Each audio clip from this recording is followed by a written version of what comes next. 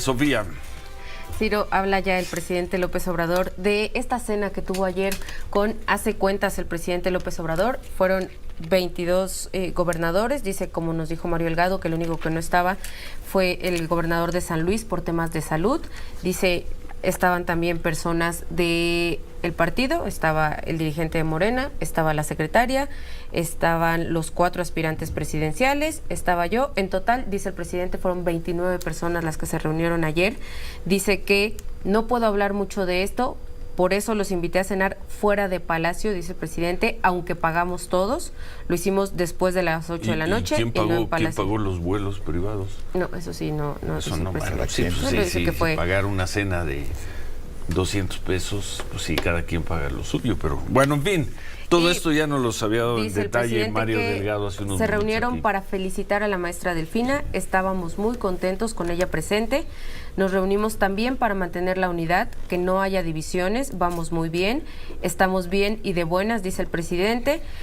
Hablamos en general de mantenernos unidos. Yo he hecho el compromiso de que no voy a participar inclinando la balanza en favor de nadie, en lo que tendrá que venir, nada de tapados, dice el presidente, nada de dedazo, nada de destape, nada de imposición, nada de todas esas lacras de la política, dice el presidente, al carajo con esas lacras de la política. Le preguntan los reporteros, ¿se fijaron reglas? Se habló del método, se habló de las encuestas. Yo ya hablé bastante de este tema, no voy a dedicar la mañanera a esto, dice el presidente López Obrador. Y ya. ¿Y que ya no habló más de elecciones? Habló de elecciones, le preguntan sobre Alfredo del Mazo, sobre estas acusaciones o reclamos que ha hecho el presidente del PRI, Alejandro Moreno, y el presidente dice, estoy al tanto de estos reclamos infundados al gobernador del Estado de México, porque lo que están insinuando es que él debió haberse metido a la elección y utilizar el aparato de gobierno para favorecer a su candidato. Cosa que los gobernadores de Morena no hacen y que el gobierno federal no hace. Roberto Gil, buenos días. Buen día, Ciro. Se quería dar una demostración de fuerza y de poder anoche, creo yo, alrededor del presidente López Obrador. Si no juntas a todos los gobernadores, menos el de San Luis Potosí, que fue el único que no llegó, y ahí estaban también cenando pues las 4 personas de las cuales saldrá probablemente el que el presidente López Obrador quiere que lo reemplace. Una demostración de fuerza y de poder anoche. Buen día. Buen día, Ciro, buen día a todos. Y yo creo que también un mensaje de unidad, ¿no? Un mensaje para cerrar alguna especulación sobre si alguno de los aspirantes de Morena está en la intención de buscar asilo en la alianza opositora. Creo que el mensaje coincide con lo que dijeron los partidos políticos de la alianza, en el sentido de que no iban a recibir a ninguna escisión del proceso interno de Morena en la alianza. Creo que el presidente, además de aprovechar un resultado electoral bastante bueno para Morena, que es el triunfo en el Estado de México, el fin de la hegemonía priista en el Estado de México, y un resultado que no sorprende a nadie en Coahuila, pero sí la obtención de un bastión muy importante, el principal padrón electoral de nuestro país. El presidente no solamente se asume en esa victoria y además empieza a controlar su sucesión, creo que de manera directa, ¿no? Invitando a todos, tratando de conciliar y sobre todo dejándoles sentir que la fuerza de Morena no son los precandidatos, sino el partido y la estructura que el partido ha generado en torno al gobierno. Y él mismo, sin lugar a dudas, y él mismo. Creo que son muy contrastantes los mensajes, Ciro. Mientras la alianza trata de culpar a otros, la alianza trata de encontrar justificaciones aritméticas en lo que pasó en el Estado de México, el presidente se mete de lleno ya en el 2024. Empieza a juntar a sus actores, que son los gobernadores y los precandidatos, y dice, yo voy a tripular la sucesión, nadie se va a dividir, porque no va a suceder que si se dividen pasa como en Coahuila, ¿no? En Coahuila la derrota, especulándose si hay acuerdo o no hay acuerdo, pero la derrota de Morena se debe a la división que no pudieron procesar correctamente ahí en Coahuila, Ciro. Bueno. Pero por otra parte, dices, el presidente está ya en el presidente Morena está en el 2024, la alianza también, ayer firmaron, ¿viste? En un pizarrón firmaron Jesús Zambrano, Alejandro Moreno y Marco Cortés, que van juntos en el 2024. Ayer firmaron una carta de intención, yo creo que un poco anticlimática. Un pizarrón de intención. Un pizarrón de intención, Ciro, pero anticlimática en todos los sentidos. Había que explicar lo que sucedió en el Estado de México antes de anunciar otros pasos a seguir. Creo que la única que le entendió a lo que debía decirse en este momento es la propia Lili Telles, que llamó una autocrítica a partir de un resultado doloroso. Yo creo que hay tres conclusiones que sacar de 2023, Ciro, de la elección, sobre todo del Estado de México. La primera es cómo se han ido empequeñeciendo los partidos políticos. Déjame poner algunos datos así muy simples. El PAN saca exactamente los mismos votos en 2017 que en 2023. Con 1.4 millones de nuevos votantes, el PAN saca exactamente los mismos votos de hace 6 años. ¿Qué hicieron en el Estado de México durante estos 6 años? Pues se ve que muy poco, porque no lograron aumentar su representación. En Coahuila, en el 2017, el PAN obtiene, si no mal recuerdo, 36.40% de la votación. Una elección reñidísima que acabó en tribunales, menos de 2 puntos, si no mal recuerdo la diferencia. Hoy el PAN en Coahuila saca el 6.86% de la votación. Los partidos se han ido empequeñeciendo. El PRD pierde el registro en Coahuila y en el Estado de México, cuando en el 2017 el PRD, con un buen candidato, había obtenido prácticamente 17% de los votos. Se empequeñecieron los partidos por ausencia de liderazgo, porque están cerrados a la sociedad, porque no logran conectar. No el PRI y no Morena. O sea, se empequeñecieron PAN y PRD. El PRI mantiene su estructura, y en buena medida porque el PRI, la fisonomía del PRI es un partido de estructuras corporativas que están basadas en el gobierno. Vamos a ver si el PRI puede sostener esas estructuras corporativas sin gobierno, y si esas estructuras corporativas no se van a asimilar ahora al gobierno de Morena, como ha sucedido en otros estados. Donde el PRI pierde gobierno, pierde votación, pierde representación, pierde todo. Entonces vamos a ver cómo se va a comportar esas estructuras, que yo creo que dieron una buena batalla en los dos estados. No se desploma el PRI en Edomex, ni tampoco en Coahuila. Reduce su votación, pero no se desploma. Los que quedan un poco a deber son los otros partidos de oposición. Me extraña sobremanera el desplome del PAN, cuando parecía que era el partido que podía llamar todo el voto inconforme con Morena, el voto que estaba también inconforme con el propio PRI. Parecía que el PAN era el partido que podía cachar todo aquello que los indecisos no están viendo en los partidos en el gobierno, ni tampoco los que hoy están preocupados o enojados con los gobiernos de Morena. La segunda cosa, precisamente por el empequeñecimiento de los partidos políticos, Ciro, ya no hace sentido esta idea de que la suma de montoncitos hace un montonzote. Esto de que la suma de huesos hace esqueletos. Las alianzas por sí mismos no garantizan resultados ni hacen bloque mayor. Las alianzas deben tener algo más: narrativa, liderazgo, candidaturas frescas, decencia democrática. Debe tener alguna cosa más a solamente compartir emblemas. Las alianzas no suman como se piensa desde algunas mesas de café. Las alianzas, por el contrario, si no tienen nada más, también hacen que los componentes puedan desplomarse, que los partidos que la integran se desplomen. Y la tercera cosa, Ciro, sin combatividad democrática no hay competitividad. ¿Qué es combatividad democrática? Si no se pelea, México 2023-24. Si no se convence a los ciudadanos, si no se les activa, si no se les moviliza, si no se defienden causas, valores, ideas, trincheras. Nadie le está pidiendo al gobernador Alfredo del Mazo que utilizara las estructuras del gobierno para intervenir en la elección, pero sí que defendiera su gobierno. ¿A poco no hay nada bueno durante esta gestión? No hay nada que defender, no hay un racional de política pública, un buen programa, un resultado, algún cambio que ameritara que el gobierno defendiera sus logros. Fue un gobierno asilenciado o profundamente retraído. En cambio, el presidente, jugando con su liderazgo, defiende todos los días en la mañanera su gobierno, sus programas, agrede a sus opositores. No había nada que defender todos los días. No había nada que defender en la elección del Estado de México. Yo creo que también falló una narrativa inocentona.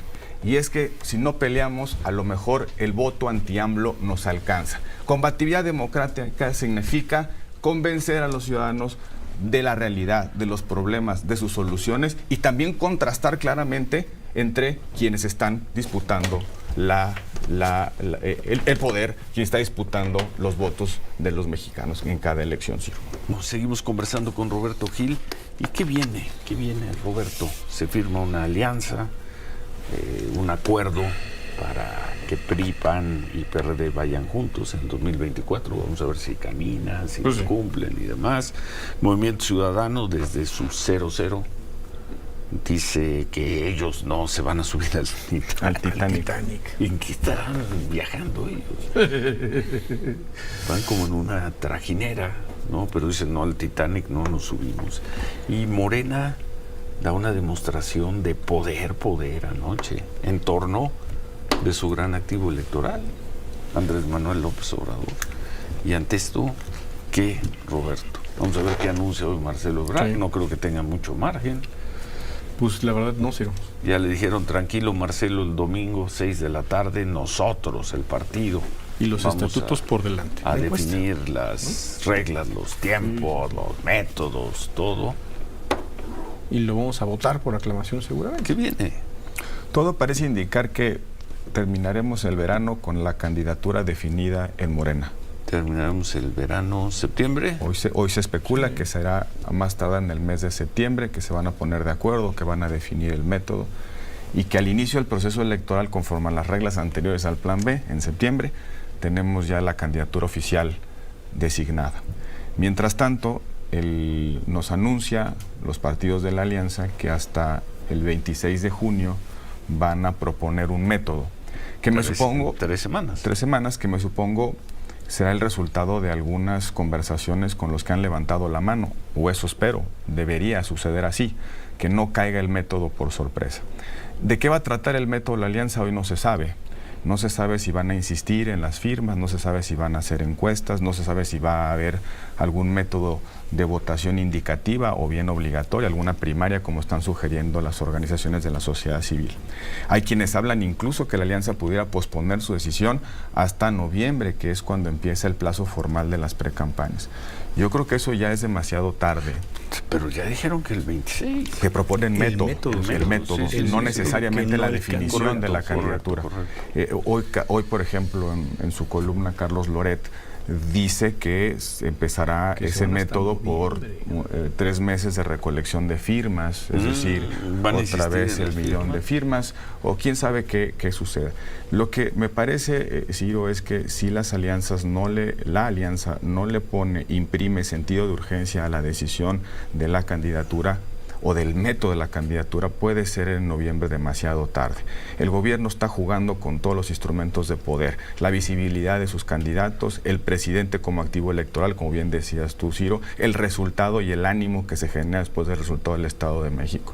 Pasa a gobernar prácticamente 7 de cada 10 mexicanos, tiene una estructura de 22 gobernadores y una oposición que no termina de animarse, no termina de organizarse, no termina de definirse la combatividad democrática. Carlos Castillo Peraza decía que había que hacer política total en todos lados, en las plazas, en las universidades, en los medios de comunicación, en los debates, dentro de los partidos, fuera de los partidos políticos. Parecería que el momento de México es un momento de política total y yo siento un enorme vacío del lado de las oposiciones. Creo que lo más importante ahorita es definir quién puede encabezar la alianza. Y que ese perfil... ¿Quién puede ser el candidato? ¿Quién puede ser el candidato? Yo creo que ya está muy decantado, ¿no? Hay 16, 19 nombres, pero no quiero hacer ninguna especulación. ¿No será un buen momento, Ciro, que todos los aspirantes se reúnan, hagan política, se sienten en una mesa, planteen opciones de método y de alguna manera persuadan a los partidos políticos de que hay que meterle sentido de urgencia? Es que, Ciro, los que van a poner la cara son los aspirantes, pero si sigue la inercia de los partidos, esto va a acabar en tragedia. Solo va a salir uno. ¿En qué van a coincidir José Ángel Gurría y Lili Telles? Probable. Claudia Ruiz Massieu y qué sé yo. Enrique de la Madrid. Y Enrique de la Madrid o Santiago Krill. ¿En qué van a coincidir? Probablemente en que exista algún mecanismo en el corto plazo para decantar la lista, para hacerla más chiquita por lo menos. Y hay de dos maneras. Pero sí se la creen, todos se la creen. Hay dos maneras. Ellos pueden ser que ellos Pues tienen se la la creen, talla, Ciro, la pero- madera de estadistas y que ellos van a entusiasmar a millones de mexicanos. Se la creen. Mira, yo creo que lo que está pasando, y creo que esa hipótesis se cayó el domingo. ¿Tú crees? ¿Qué creo que dicen algunos o piensan algunos? Las alianzas sumadas hacen un 50%, ¿no? Si sumamos los montoncitos de todos los partidos de oposición, llegamos al 50%. Le ponemos a esos montoncitos un candidato y ya le empatamos a Morena. Y luego nada más esperamos a que nos caiga todos los enojados del López Obradorismo. Y con eso. Eso no es cierto, señores. Por supuesto que los montoncitos no hacen bloque ganador. Por supuesto que las candidaturas importan, si hacen la diferencia para abajo o para arriba. El voto anti-AMLO no necesariamente sale a votar. La principal Lo vimos en el Estado de México. La principal derrota de los partidos de la Alianza el domingo, Ciro, Manuel, fue que no sacaron a la gente a votar.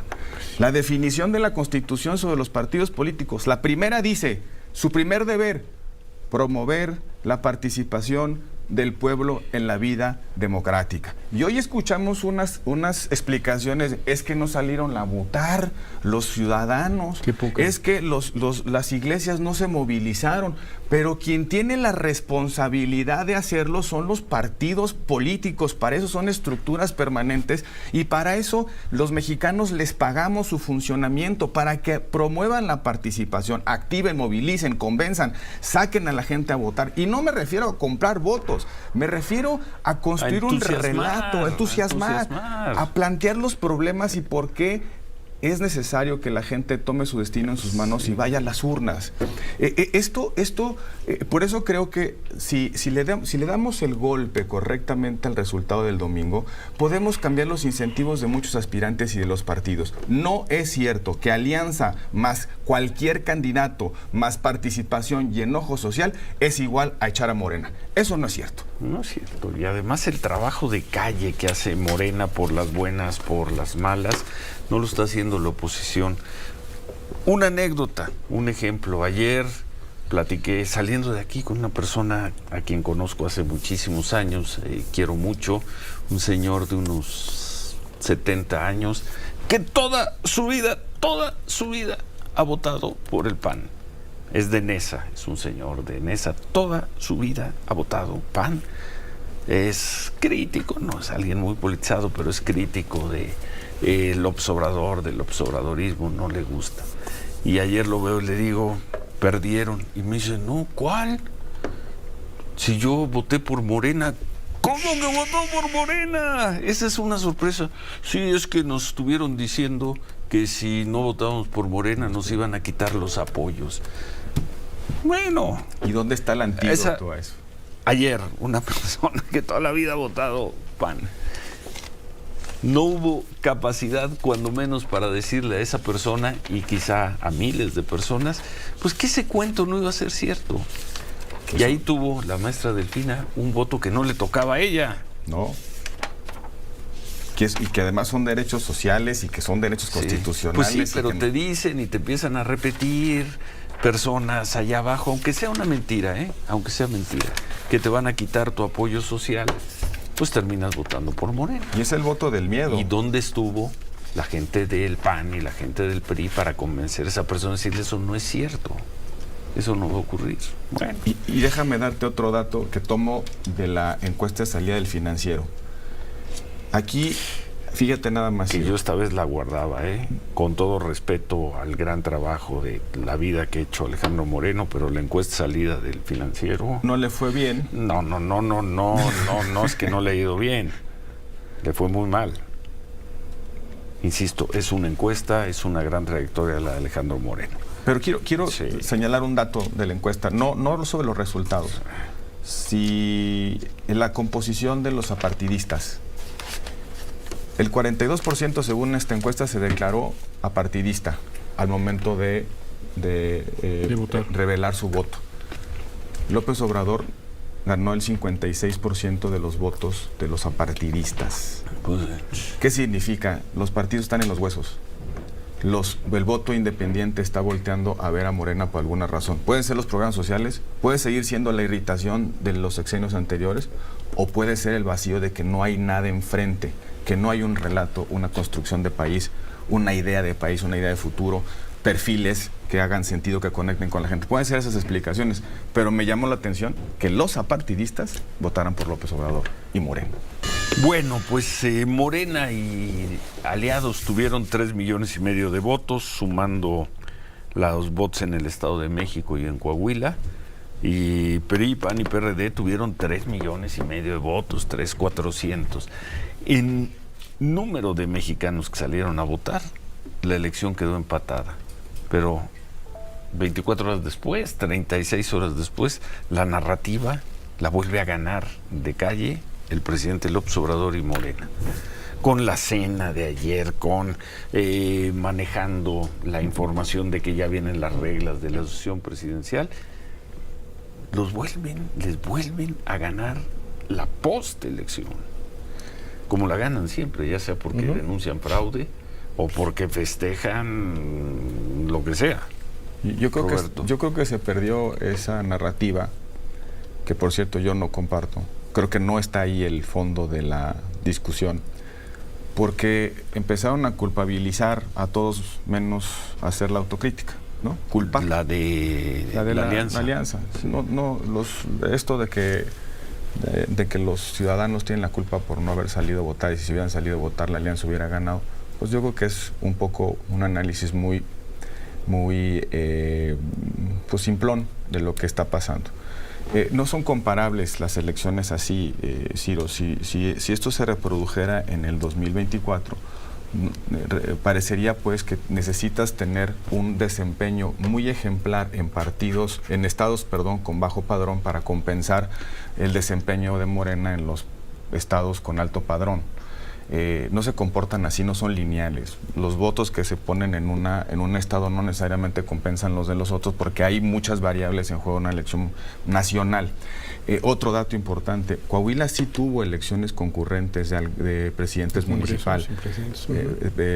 No hubo elecciones concurrentes en el Estado de México. Las elecciones en solitario son menos participativas y parece que logran causar o causan menos emoción, menos participación en los ciudadanos. Yo creo que el problema no está en decir estamos empatados, ganamos uno, perdimos uno, tenemos más o menos los mismos votos. Sí. El problema es que el presidente López Obrador se refrendó en las urnas.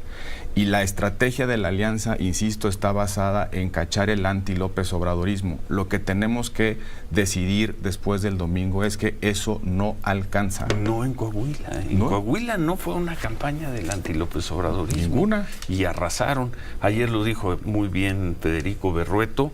Había resultados de gobierno, había candidato. Había candidato. Y ganaron con el 65%. Y yo sí, con todo respeto, diciendo, Roberto, salieron a votar 7 millones de mexicanos, por simplificar, de mexicanos. Unos viven en Saltillo y otros viven en Ecatepec. 3,5 millones votaron por el López Obradorismo, Morena, y 3,5 millones votaron por otra cosa. Mexicanos. Las causas no que son... probablemente salgan a votar también dentro de un año. Yo no le quitaba relevancia a ese total, a esa suma de votos, que no te alcanzó para ganar el Estado de México. Yo creo que, Ciro, es engañosa la cifra. ¿Por qué? Probablemente los 3,5 millones de votos que saca la alianza y que están en Coahuila no fueron votos contra López Obrador. Fueron votos a favor del PRI. Fueron votos, Roberto. Sí, fueron votos. No necesariamente, si estamos haciendo el cálculo de que en el 24 va a haber un voto PRI, un voto PAN, un voto PRD, definido por el anti-López Obradorismo y solo por el anti-López Obradorismo, creo que eso es engañoso. ¿Por qué? Porque Coahuila demuestra que también se necesitan otros argumentos: buenos gobiernos, buenos candidatos, operación territorial, organización. Lo demostró Querétaro, lo demostró Aguascalientes, de alguna manera lo demostró Durango. Y es ahí donde va mi punto. Eso que ha resultado en algunos estados, resultó hoy en Coahuila, en antes en Querétaro, en Aguascalientes, eso que resultó antes, ¿es lo que estamos organizando para la elección del 24 en otros estados? ¿Eso que funcionó en Coahuila ya está puesto en marcha en Veracruz? ¿Ya está puesto en marcha en Puebla? ¿Ya está puesto en marcha en la Ciudad de México? ¿Ya está puesto en marcha en Chiapas? Sabes que no, y la respuesta es una serie de no. Y hoy tienes un problema, creo que el mayor. Morena tiene 22 estados. Morena gobierna 7 de cada 10 mexicanos. La oposición gobierna el resto, 9, 10 gobernaturas. Si queremos extrapolar lo que pasó en Coahuila para compensar el Estado de México, tenemos un pequeño problema. No tenemos 16 Coahuilas para empatar en 16-16 la elección. El 50% no es obvio, no es inercial, es la construcción de una serie de variables, de factores. Ojalá tuviéramos 16 Coahuilas para poder hacer un anticipo de que la elección inercialmente se va a ir 50 y 50. En una elección en la que perdió la Alianza, levantó 44% de los votos. También ese dato, ya sé que perdieron, que la elección la ganas o la pierdes, fue una derrota. 44% en el Estado de México contra esta Morena, una Morena apoyada, apuntalada por Palacio Nacional con toda la fuerza. Bueno, me parece un mal resultado, pero... 1.400.000 nuevos votantes, 3 puntos menos de participación y por lo menos en números agregados, el PAN se quedó igual, el PRD decreció, el PRI sacó su votación, que es una votación, insisto, que está basada en voto corporativo y a ver si sin gobierno lo obtienen. Y todo lo demás tiene que ver con un refrendo en las urnas de Morena y el presidente de la República. Y quitarle también responsabilidad al ciudadano, al votante, yo no se la quito. Entiendo que es función de los partidos promover la participación, el voto, la actividad pública, lo entiendo.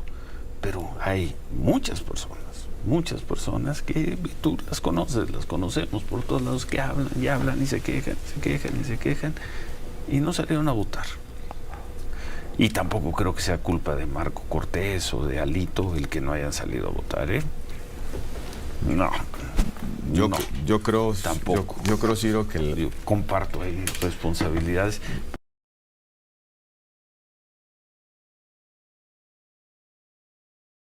Pero también cuando salieron a votar en zonas, por ejemplo, de la Ciudad de México en el 2021, arrasaron, hicieron pedazos a Morena. Cuando salieron a votar, convocados por los mismos de ahora, ¿no? ¿Cuál es la diferencia? ¿Cuál fue la diferencia entre esa elección combativa del 2021 y la elección no combativa del 2023? No lo sé. Pues que los partidos le metieron un poquito más de ganas al 21 que al 23. Más o menos. Quizá la novedad de la alianza, más ¿no? o menos, Quizá el combate claro por el tema del Congreso. Probablemente la combatividad es lo que les faltó en el Estado de México para que los que salieron en el 21, ahí también en el Estado de México volvían a salir en el 23. Pues el PAN pierde 100,000 votos entre el 21 y el 23. Es el mismo partido, son 2 años de diferencia, lo mismo está lo mismo en juego, las mismas dirigencias. ¿Cuál es la diferencia? Son meses de distancia. No es que haya pasado una década y que haya cambiado el electorado. ¿Cuál es la diferencia entre los 800 y tantos mil votos que sacó el PAN en el 21 en el Edomex de los 700,000 votos que sacó en el 23? ¿Qué falló? ¿El ciudadano se quedó en su casa? Bueno, a lo mejor el ciudadano no recibió los suficientes mensajes o no asimiló que algo está en juego. El ciudadano también puede salir, el ciudadano atento puede salir a buscar esos mensajes. Pero en fin, muy callado ayer Santiago Krill. Sí. No, sacó un video. Sacó un video, Santiago. Sí. No lo vi, es que ayer hubo tal información. Vi ya tarde que Lili Telles, ¿no? Pero sí, creo que ni siquiera alcancé a ver tarde noche. No me acuerdo con qué frase. Pero sí sacó uno. Sí, más tarde. Todos fijaron posición, ¿no? En distintos tonos, hay unos que creen que Lili Telles muy crítica. Muy crítica. Y sobre todo... Lili Telles con quién está colaborando o asesorando Roberto Gil, para que luego no nos digan que Me pongo la Roberto cachucha. Gil descubrimos que apoya a Lili Telles. Sí, aquí lo ha dicho como 7 veces en el programa, pero siempre alguien descubre que lo, Sí, ¿verdad? que lo estás asesorando. No es- Pero no es- crítica. No es mi función hoy en la mesa de... No, pero a ver, yo sí coincido con el tono autocrítico necesario. El de Lili El de ayer. Lili, y creo que es el correcto. No podemos esperar que los resultados sean distintos si hacemos las mismas cosas. Los partidos políticos están en un momento muy crítico de credibilidad y no puede ser a espaldas de la sociedad, de la realidad, de la necesidad, incluso de la urgencia de muchos mexicanos. Yo creo que voy a decirlo pronto, si hay un riesgo democrático en ciernes, yo creo que no lo hay hoy. El INE funcionó bien, se aceptaron los resultados, pero si hay un riesgo en el horizonte, Ciro, es que los partidos políticos se colapsen, que no tengamos una democracia con partidos políticos fuertes. La siguiente reforma democrática de México inevitablemente es la reforma de los partidos políticos. Pues sí. Si no queremos Eso será después del pues eso, 24. si tenemos los votos. Oye, y pocos están hablando de la elección en el Congreso, todos están en las corcholatas, en si Ebrard se va a partidos, si Lili Telles, Santiago Krill, demás, y poco del Congreso. También para el Congreso, si una suma de Coahuila, Querétaro, Jalisco, Ciudad de México, zonas del Estado de México, te pueden dar 151 distritos o más ganados dentro de un año. Sería otro país. Gana Morena la presidencia, vamos a pensar que la gana, pero no tiene mayoría en el Congreso. Y no veo el mismo interés hoy en nadie en esa elección. Está hiperpresidencializada la estrategia Pues sí. del 24. Sí. Parece que solo... No estoy seguro que le vayan a ganar a esta Morena, a este presidente López Obrador. La presidencial está bien difícil, van muy tarde, la alianza va muy tarde, pero ganarle 151 distritos, en Coahuila le ganaron 16 de 16, ¿o cuántos fueron? 18 de 18, 16 de 16. ¿Cuántos le habrían ganado a Morena en el Estado de México? Una tercera parte, si no es que más. ¿Cuántos se le pueden ganar en la Ciudad de México? ¿Cuántos en Nuevo León, en Jalisco? Ahí tienes estados. ¿Cuántas con una buena campaña en Puebla y en Veracruz? ¿Y en qué están? Alito, Marco Cortés, los candidatos. ¿Quién va a ser el candidato, la candidata presidencial?